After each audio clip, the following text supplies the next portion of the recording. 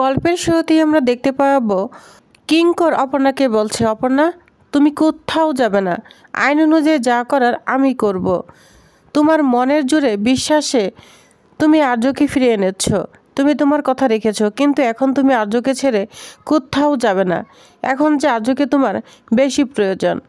তো এই কথা বলে অপর্ণাকে নিয়ে এবং আর্যকে নিয়ে কিঙ্কর বাড়ি ফিরে যায়। এদিকে রাজলক্ষ্মী আর্যর জন্য খুব চিন্তা করছে, আর তারা সুন্দরীমা বলেছে সে আসছে, যার জন্য তোর এত কষ্ট সে আসছে। এদিকে মানছি একটা ছবি বানিয়ে নিয়ে এসেছে আর্যর শ্রাদ্ধের জন্য।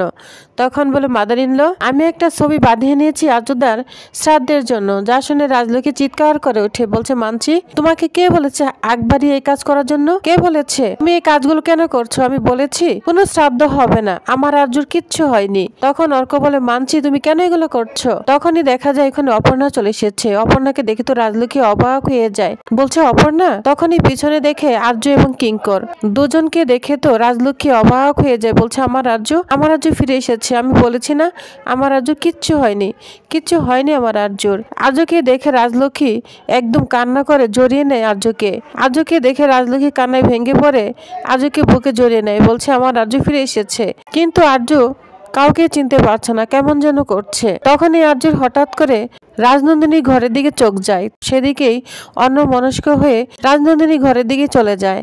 তখন মানসী বলে, এতদিন তো অপর্ণার উপরে ভর ছিল, এখন দিয়ে আর্যদার উপরেও সে একই জায়গায় ভর করছে। ওই রুমের দিকে চলে গেল, কি যে হচ্ছে। আর অপর্ণার বিশ্বাস মনের এত জোর, আর্যদা ঠিক ফিরে নিচ্ছে। আর তখন অপর্ণা বলে, আমাকে কিঙ্কর স্যারকে কাউকে চিনতে পারলো না, অথচ ওই রুম ঠিকই চিনতে পারলো, ওই রুমের দিকে চলে গেল স্যার। এদিকে মীরাও চলে এসেছে। মীরা বলে, এসার কোথায়? আমি একটাবার এসারকে দেখতে চাই। তখন কিঙ্কর অপমান করতে থাকে, বলছি মীরা ম্যাডাম তুমি কেন এখানে এসেছো? তুমি কোনটা শুনলে খুশি হও? এসার এসেছে না এসার মারা গেছে? তুমি তো শিওরই বলেছো এসার নেই, মারা গিয়েছে। তখন রাজলক্ষ্মী বলে, শুধু মারা গিয়েছে বলেনি, ও অপর্ণাকে খুনি প্রমাণিত করেছে। মীরা তুমি যাবে নাকি তোমাকে যে শিক্ষা দিয়েছি সেটা আবারও প্রমাণ করব? কিঙ্কর তখন মীরাকে অপমান করে ওইখান থেকে তাড়িয়ে দেয়। তখন কিঙ্কর বলে, ম্যাডাম ওকে ইগনোর করুন। তখন রাজলক্ষ্মী বলে, ইগনোর না হয় করলাম, কিন্তু আর্যর অবস্থা এরকম কেন? কি হয়েছে? আর্য কেন এরকম করছে? তখন অপর্ণা বলে, ম্যাডাম স্যার কাউকেই চিনতে পারছে না। তখন কিঙ্কর বলে, হ্যাঁ কোনো কারণে হয়তো ওর স্মৃতি নষ্ট হয়ে গিয়েছে, ওর কোনো কিছুই মনে পড়ছে না। যা শুনে রাজলক্ষ্মী অবাক হয়ে যায়। এদিকে দেখা যায় মীরা মেঘরাজের কাছে চলে এসেছে। মীরা তো খুব চিৎকার করে এসেছে, আর মেঘরাজ বলে, বাহ মীরা ম্যাডাম চলে এসেছ। জানো তো আমার ডেরায় না কেউ সহজে এভাবে ঢুকতে পারে না। যাক তোমার বেলায় অন্যরকম, তা বলো কি হয়েছে? তখন মীরা বলে, মেঘরাজ তুমি তোমার প্ল্যানে সার্থক হওনি। কেন এরকমটা হলো? তুমি আমার সাথে ডিল করেছিলে অপর্ণাকে সবার চোখে খুনি প্রমাণিত করব। তাহলে আমি তো তাই করেছি, সবার চোখে অপর্ণাকে দোষী করেছি, এমনকি ওকে থানায় নিয়ে জেলও পড়েছে। তাহলে সব কিছুই তো অপর্ণার বিরুদ্ধে ছিল। তাহলে স্যার কিভাবে বের হলো তোমার কাছ থেকে? এদিকে অপর্ণা বের হয়ে চলে এসেছে।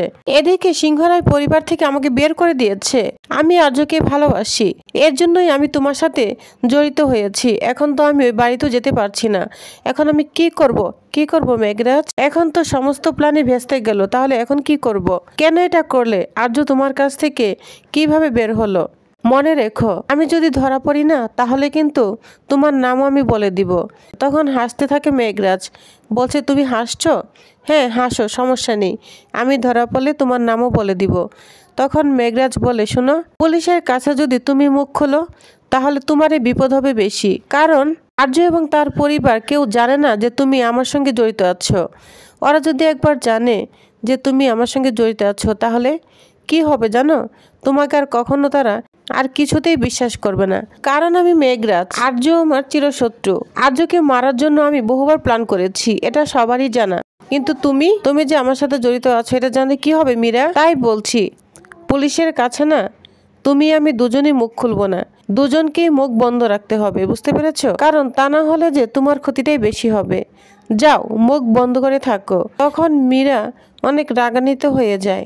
এদিকে অর্ক তো খুব চেঁচামেচি চিৎকার করছে কিঙ্করের সাথে, বলছে কিঙ্কর এটা কি করে সম্ভব? আমার দাদা নিজের ভাই নিজের মাকে চিনতে পারবে না, নিজের কাছের মানুষকে চিনতে পারবে না, এটা কি করে হয়? এটা কিছুতেই হতে পারে না। তখন কিঙ্কর অর্ককে বলে, অর্ক শান্ত হও, এমন কিছু হয়েছে, হয়তো কেউ ষড়যন্ত্র করেছে যাতে আর্য সবকিছু ভুলে যায়। আর তখন রাজলক্ষ্মী বলে, ও কি কোনো আঘাত পেয়েছে? তখন মানছি বলে, হ্যাঁ কোনো আঘাত পেয়েছে যার কারণে মেমোরি লস হয়ে গিয়েছে। তখন অপর্ণা বলে, না না, আমি শরীরে কোনো আঘাত দেখতে পাইনি। তখন অর্ক বলে, তাহলে কি হলো? তখন কিঙ্কর বলে, তোমরা অস্থির হও না, আমাকে জিনিসটা বুঝতে দাও। তখন এখানে পুলিশ চলে আসে। পুলিশ এসে বলতে থাকে, মিস্টার সিংহ রায় চলে এসেছে, এখন এই কেসটা না কোনো ভ্যালু নেই। আর আর্য সিংহ রায় যে কিছু বলবে উনি সে অবস্থাতেও নেই। তাই ম্যাডাম আপনার কাছে একটা সাইনের জন্য নিয়ে এসেছি। একটা বয়ান রিপোর্টে আপনাকে সাইন দিতে হবে। সেই বয়ানে হচ্ছে আর্য সিংহ রায় ফিরে এসেছে, উনি জীবিত, আপনার কারো বিরুদ্ধে কোনো অভিযোগ নেই। তখন কিঙ্কর বলে, হ্যাঁ অভিযোগ আছে তো, আপনাকে আমি বলেছি এর পিছনে কে জড়িত রয়েছে তাদেরকে খুঁজে বের করতে। তখন পুলিশ অফিসার বলে, আমরা জোর চেষ্টা করছি অবশ্যই তাকে খুঁজে বের করার জন্য। তখন অর্ক বলে, হ্যাঁ অফিসার আপনারা ভালোভাবে তদন্ত করুন কে আছে এর পিছনে। তখন রাজলক্ষ্মী ওই ফাইলে সাইন করে দেয়। তখন অপর্ণা পুলিশ অফিসারকে বলে, আচ্ছা অফিসার আমি কি কিছু কথা বলতে পারি? তখন বলে, হ্যাঁ ম্যাডাম অবশ্যই বলতে পারেন, আপনাকে হ্যারাস করার জন্য আমরা দুঃখিত। তখন অপর্ণা বলে, আচ্ছা অফিসার আপনারা কিভাবে তদন্ত করলেন যে বডি থেকে ডিএনএ টেস্টের রিপোর্ট আমার সঙ্গে মিলে গিয়েছে? তখন বলে, শুনুন এখন তো বুঝতে পারছি ব্যাপারটা সম্পূর্ণই ভুল। আমাদের মনে হচ্ছে কেউ একটা বডি এনে আপনার জিনিস এবং আর্য স্যারের জিনিস এক করে এই স্যাম্পলটা তৈরি করেছে।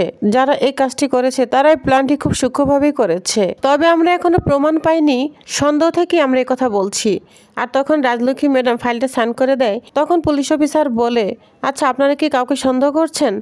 যদি করেন তাহলে তাদের নাম বলুন, আমাদের তদন্ত করতে সুবিধা হবে। তখন রাজলক্ষ্মী বলে, শুনুন আমরা এখনো কাউকে সন্দেহ করছি না, এটা আপনাদের কাজ, আপনারা খুঁজে বের করুন। এটা বলে ফাইলটা দিয়ে দেয়। আর এদিকে দেখা যায় অপর্ণা বলছে, আমি বরং স্যারের কাছে যাই, স্যার অনেকক্ষণ একা রয়েছে। তখন মানসী বলে, কেন তুমি এখানে যাবে একা একা? কোনো যাওয়া দরকার নেই। আর তখন রাজলক্ষ্মী বলে, অপর্ণাকে যেতে দাও, অপর্ণাই পারবে আর্য সব কিছু মনে করাতে।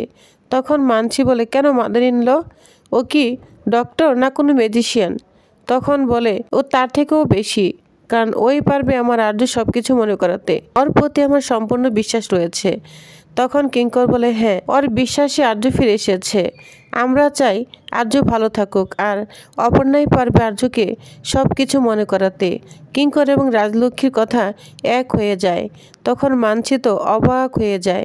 মানসী তখন মনে মনে বলতে থাকে, আমি আরও ভাবছি আর্য ছাড়া যদি কোনো স্মৃতি মনে না থাকে তাহলে তো অপর্ণার সঙ্গে বিয়েই হবে না, এ থেকে অপর্ণাকে আটকানো যাবে, কিন্তু জানি না কতটুকু কি করতে পারবো। এটা বলে মানসী অবাক হয়ে যায়। অন্যদিকে অপর্ণা আর্যর কাছে চলে গিয়েছে। তখন দেখে রাজনন্দিনী ঘরের পাশে বসে আছে আর বলছে, আমি কে আমি? আর এদিকে অপর্ণা বলছে, কাউকেই মনে নেই, কিন্তু এই রুমে রাজনন্দিনী ম্যাডামকে ঠিক মনে আছে। তাহলে রাজনন্দিনী ম্যাডাম ওনার মন জোরে কতখানি রয়েছে, আমি কি পারবো সেই মনে জায়গা করে নিতে? তো টিউবার্স, তাহলে আপনাদের কি মনে হচ্ছে অপর্ণা কি পারবে আর্য স্মৃতি ফিরাতে? তো কি হতে চলেছে নেক্সট আকর্ষণীয় পর্বে জানতে অবশ্য আমার সাথেই থাকুন। ধন্যবাদ।